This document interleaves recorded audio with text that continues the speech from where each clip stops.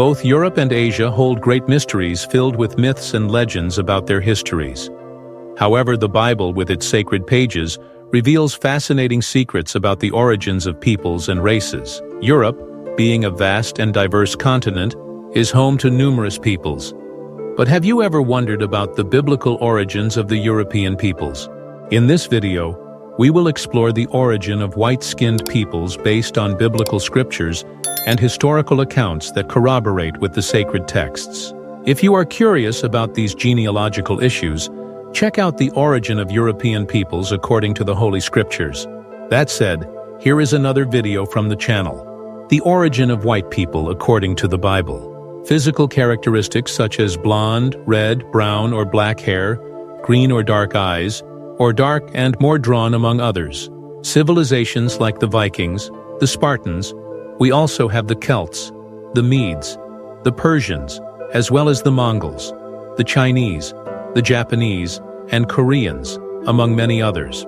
Have you ever wondered what is the common factor among all these peoples who have such diverse cultures and characteristics? The answer is simple: the light complexion of their skin. As discussed in our video about the origin of black African peoples according to the Bible, it all began in the early days with Adam and Eve, the progenitors of humanity. From their descendants emerged different ethnicities that spread across the world. Noah, the father of 3 sons, Shem, Ham, and Japheth, became the patriarch of all current ethnicities. Along with their wives, they were given the mission to repopulate the earth after the divine catastrophe that punished humanity for its corruption. If you're curious about what the world was like during the pre-flood period, watch our video on the topic by clicking the card in the upper corner of your screen or checking the links in the description. It's worth a look. Japheth, Noah's son, is considered the progenitor of the light-skinned peoples and the white race, both in Europe and Asia. Europe consists of various countries, including Germany, Austria, Poland, Hungary, France, Italy, Romania, and many others. But did you know that the sacred scriptures mention the origins of European peoples, and that some of them are cited by the name of their ancestral progenitors in Genesis chapter 10? The sacred scriptures, when interpreted with attention to the symbols they present, reveal the origins and regions of these peoples. Thus, we understand the origin of the European peoples, or more accurately, the various European nations. The sacred scriptures mention various European peoples with a particular emphasis on the Greeks and Macedonians. The Macedonians, like the Greeks, are direct descendants of one of Japheth's sons. Therefore, we know who the ancestor of the European peoples is: Japheth. Javan, Japheth's son, is considered the ancestor of the Greeks. According to ancient genealogies, Jewish interpretations, and other sources, there is a consensus among ancient Semitic peoples that the Europeans are descendants of Japheth, one of Noah's sons. The name Japheth carries meanings such as beautiful, pale, and also relates to the concept of expansion or multiplication. European peoples are biblically referred to as Japhethic or Japhethite peoples. However, it is not only the Bible that uses these terms to refer to European peoples.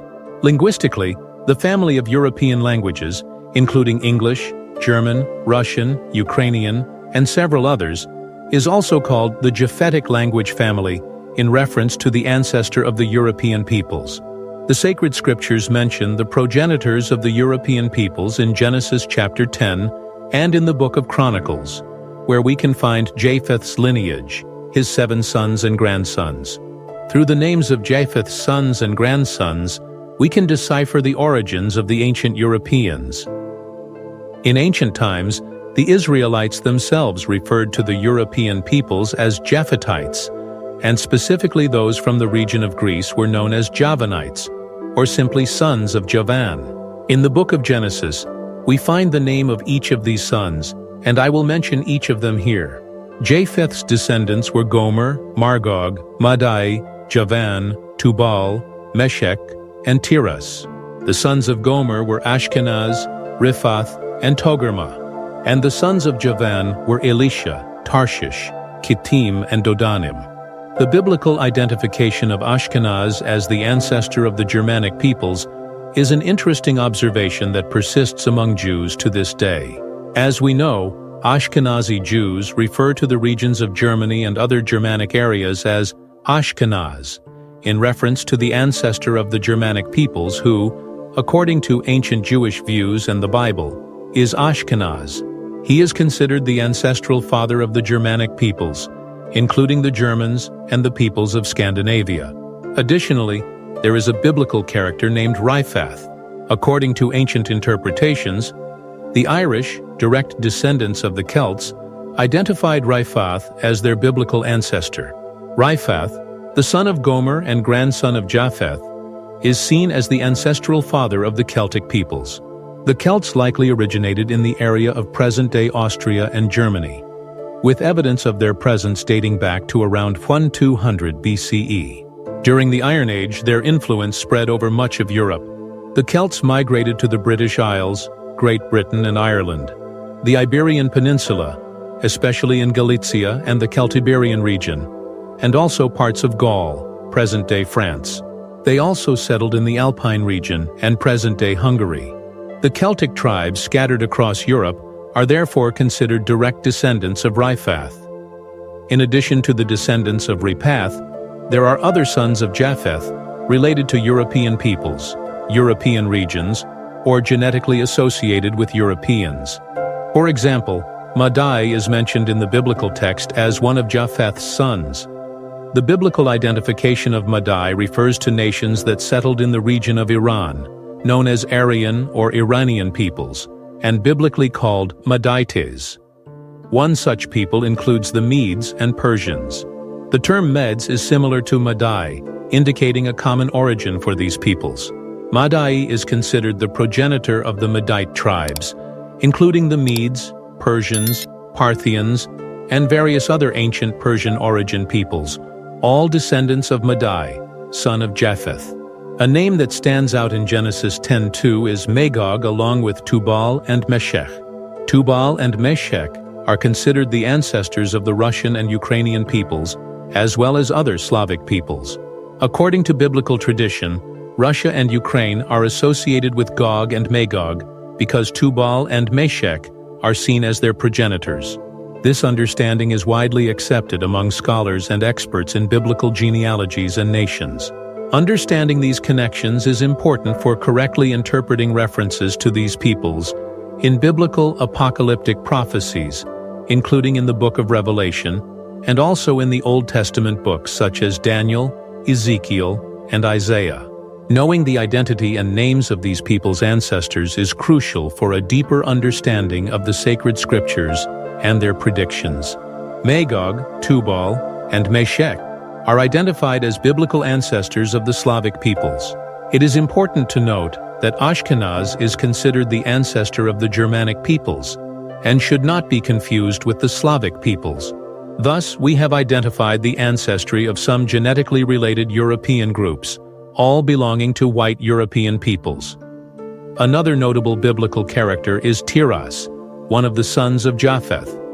Tiras is seen as the ancestor of the Italian peoples, having given rise to the Etruscans. The Etruscans, who are part of the ancestry of the ancient Romans, contributed to the genetics of the Romans.